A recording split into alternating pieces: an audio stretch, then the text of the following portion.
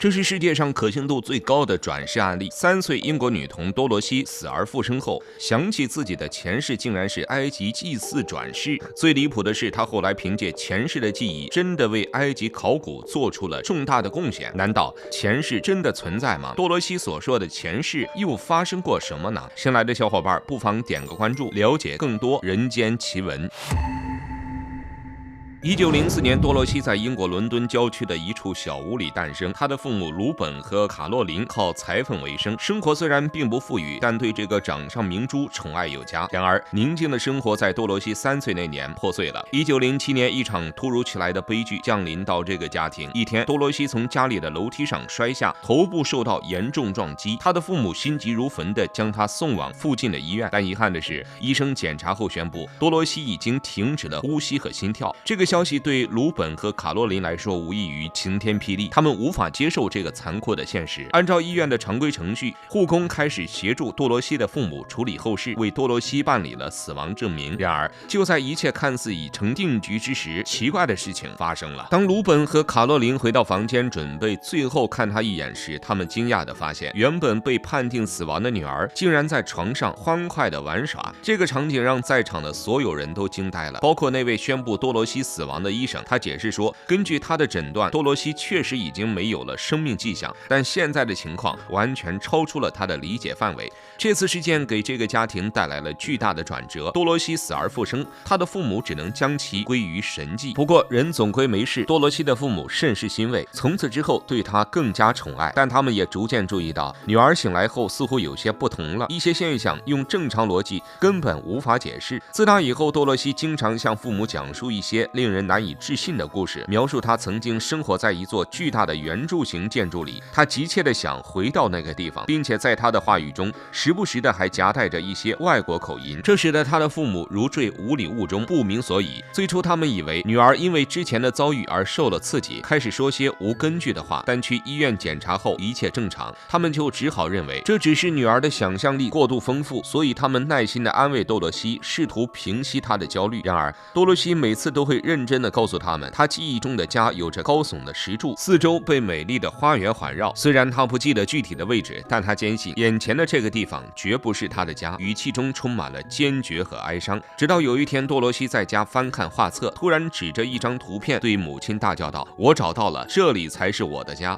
这时他的父母才终于明白，多罗西所说的家到底是什么地方。你相信轮回转世吗？3岁英国小女孩多罗西在大英博物馆对着埃及雕像大喊：“这是我的家！”离奇的是，多罗西后来真的去了埃及，并且用考古证明了自己的记忆。那多罗西的前世到底发生了什么呢？多罗西指着画册上一座壮观的古建筑，显得无比惊喜。不过显然，他虽然通过图片认出了这是他口中的家，但这个地方具体叫什么，他却叫不出口。他的母亲闻声而来，还没等消除对女儿异常举动的疑惑，就看到了画册上的图像，这不就是古埃及的建筑吗？也正是打这之后，自从母亲口中知道自己的家是埃及后，多罗西就一直向家里哭闹着要到那里去。于是没办法，非洲太远，一时去不了，多罗西的夫妇便带他来到了大英博物馆。因为在当时，大英博物馆收藏了世界上最大最全面的古埃及藏品。在大英博物馆里，多罗西一踏入展厅，就像被磁铁吸引一样，被那些古老的法老雕像和壁画深深吸引。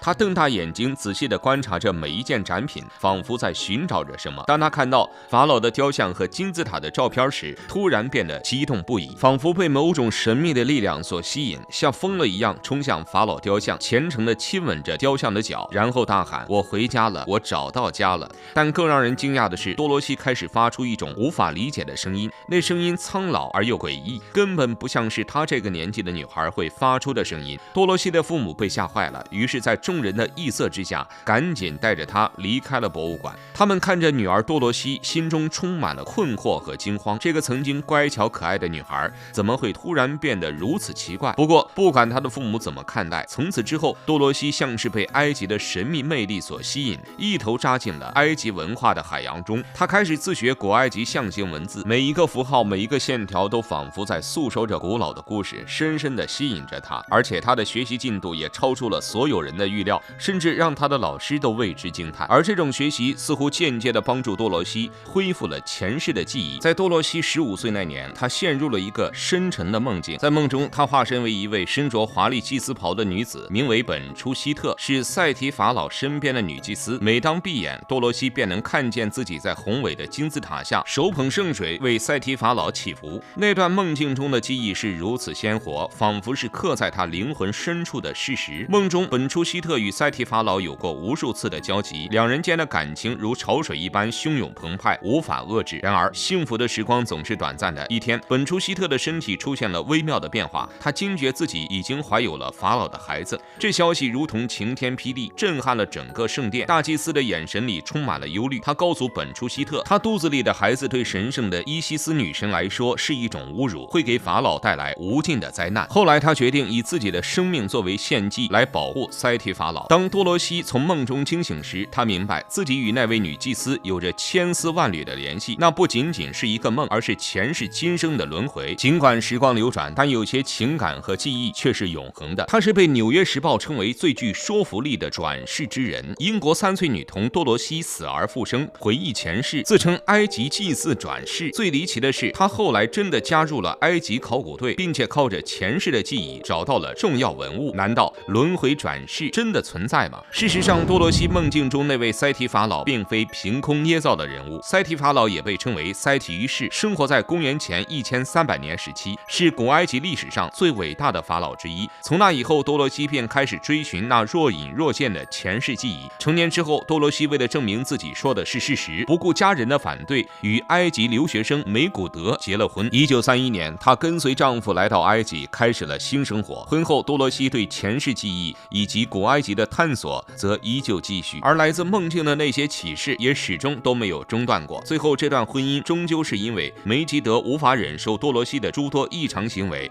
于1936年告终。离婚后，多罗西没有返回英国，而是选择在埃及文物局工作，结识了许多知名的埃及考古学家。1965年，已经52岁的多罗西有幸跟随埃及考古学家萨利姆哈桑前往阿比多斯的赛提一世神庙进行考古研究。他的前世记忆一直是团队中热议的话题，大家都希望能验证他故事的真实性。于是，考古团队带多罗西来到了一幅古壁画前，让他凭记忆描述壁画的内容。令人震惊的是，多罗西的描述与事实完全吻合，甚至还有一些之前未被发掘的细节。